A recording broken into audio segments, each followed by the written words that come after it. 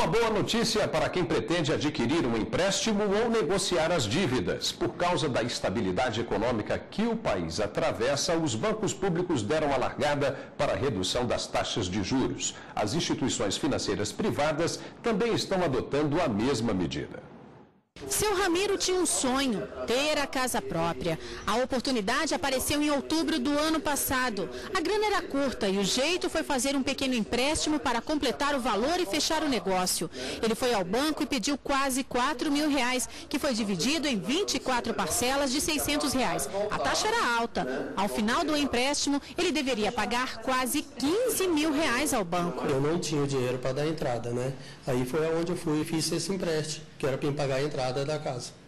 3 meses depois, seu Ramiro ficou desempregado, motivo que o levou a atrasar algumas prestações e, consequentemente, ele teve o nome inscrito no Cadastro Nacional de Inadimplentes. Agora ele está empregado de novo e quer negociar a dívida. O que eu pretendo é procurar a agência e negociar e continuar pagando umas parcelas, né? Porque eu não tenho condições de quitar a conta de uma vez. O momento é favorável, já que o governo federal determinou que os bancos públicos reduzam suas taxas de juros para os consumidores. A expectativa é estimular o consumo e a renegociação de dívidas com os clientes. Para este economista, a redução da taxa de juros pode mudar a vida dos cidadãos que estão inadimplentes, mas é necessário ficar atento para não contrair mais dívidas. Agora, o consumidor tem o poder de barganhar e negociar com a melhor taxa para quitar a dívida. As pessoas imaginam sempre que quando reduz a taxa de juros, eles podem se endividar muito mais, quando na verdade não. Eles têm que arrumar a dívida anterior, né? Ou seja, eles estavam endividados, então vão pagar uma taxa de juros mais baixa e eles têm que se programar. Se a capacidade de endividamento deles suporta um aumento de endividamento, tudo bem, mas as pessoas têm que ver que nesse momento a taxa de juros está baixa, mas depois pode ser que essas coisas mudem. E para falar um pouco mais sobre este assunto, eu estou aqui com um advogado especialista em direito do consumidor, Isley Dutra. Doutor, o que motivou a queda dos juros? É aí para favorecer o consumidor a gastar mais ou para sair da inadimplência? Boa tarde. Boa tarde. Teve uma determinação do governo federal, né, determinando que os bancos públicos procedessem à baixa da sua taxa de juros com vistas a estimular a economia e, de uma certa forma, uma medida protecionista diante da crise que vem assolando alguns outros países, né? E então, para proteger o Brasil, tomou-se essa medida. Agora, qual é a melhor forma de negociar a dívida? O consumidor ele realmente tem esse poder de barganha? Para que o consumidor tenha um poder maior de barganha, recomenda-se que ele procure outras instituições financeiras, né, que compram essa dívida e verifiquem as taxas, benefícios e o custo em outras instituições financeiras. E então procurar a sua instituição financeira e tentar renegociar com o seu gerente. E tendo em mãos essas taxas, esses custos nas outras instituições financeiras, ele vai ter um poder maior de barganha junto ao seu banco.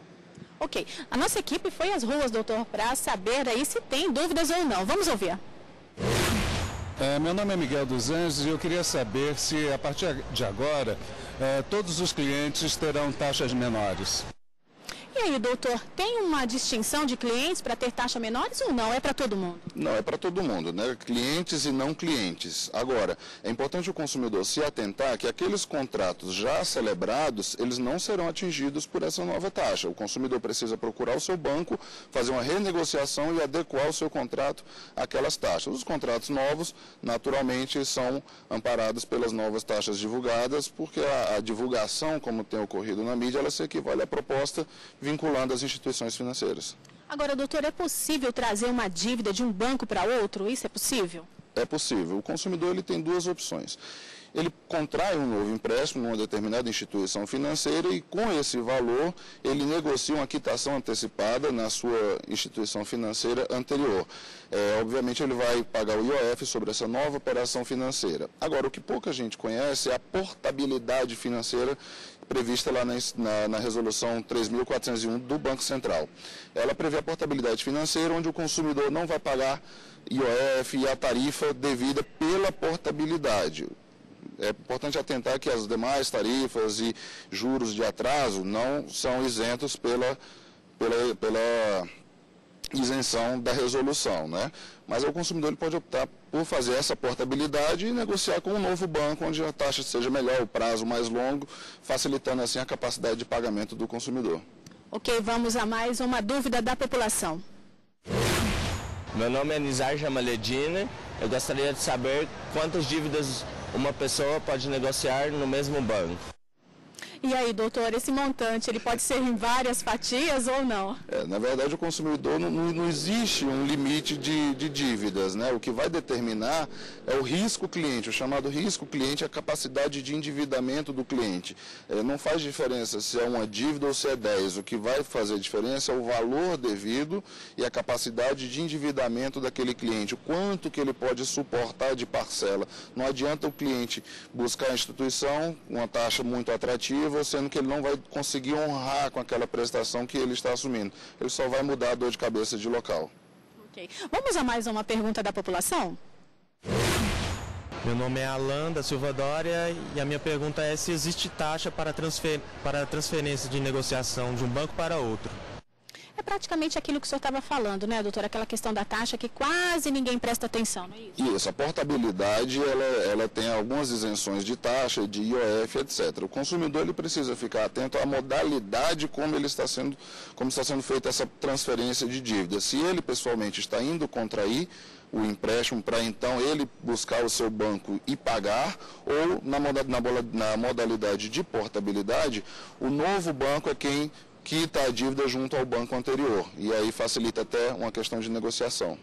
Ok. Doutor, muito obrigada pelas suas explicações. Uma ótima tarde. Eu que agradeço. Paulo, obrigada. Ok, Mara, obrigado você.